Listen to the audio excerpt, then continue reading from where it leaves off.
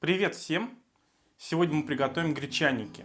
Вкусные и нежные котлеты с гречкой. Нам потребуется отварная гречка 200 граммов. Потребуется соль, черный перец, одно яйцо, одна крупная луковица, ну или две средних. И 500 граммов фарша. Очистим и мелко нарежем лук.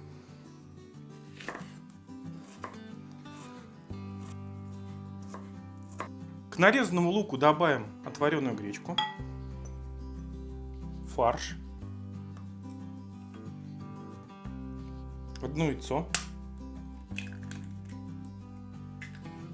посолим, немного перца, каждый по вкусу добавит. Перемешаем. Сформируем котлеты и обваляем их в сухарях. Гречаники можно сделать как котлетами, так и котлетами с подливой. То есть как вам нравится. Я сделаю поджаренные котлеты. Мы сформировали котлеты, приступим к их обжариванию. На разогретую сковороду добавим растительное масло. Обжарим гречаники на сковороде по 2-3 минуты с каждой стороны. Перевернем котлеты.